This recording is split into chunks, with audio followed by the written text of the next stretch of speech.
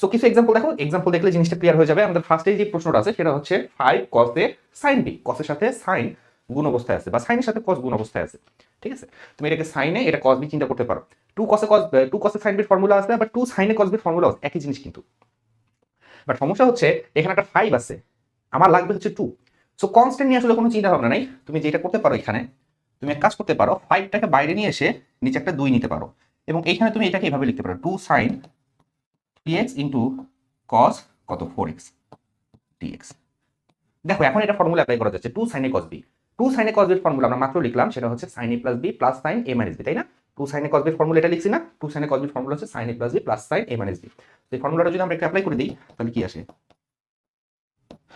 sin a plus b অর্থাৎ 3x 4x তার মানে 7x plus sin a minus b অর্থাৎ 3x minus 4x। তো 3x থেকে মাইনাস 4x করলে অ্যাকচুয়ালি মাইনাস x চলে যাবে, সাইন এর ভিতরে যদি মাইনাস x থাকে সেই মাইনাসটা বাইরে চলে আসে। তো আমরা যেটা করতে পারবো, এইখানে প্লাস না দিয়ে এখানে সরাসরি মাইনাস দিয়ে এখানে আমি x লিখে দিলাম।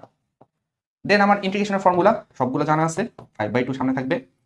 এবং সাইনকে ইন্টিগ্রেশন করে কি হয় বলতো? সাইনকে ইন্টিগ্রেশন করলে কিন্তু মাইনাস cos হয়, যেটা আমরা ইন্টিগ্রেশনের ফর্মুলা থেকে জানি। তো এখান থেকে আমি লিখবো মাইনাস cos 7x, এন্ড যেহেতু 7x একটা লিনিয়ার ফাংশন, এটাকে ডিফারেন্সিয়েট করে করতে হবে ভাগ, ভাগ করলে আসতেছে 7। এখান থেকে আসবে হচ্ছে মাইনাস cos x, মাইনাসে মাইনাসে প্লাস cos x হয়ে গেল, এন্ড সাথে আমার একটা integration constant, and that will be the answer. Clear? সহজ।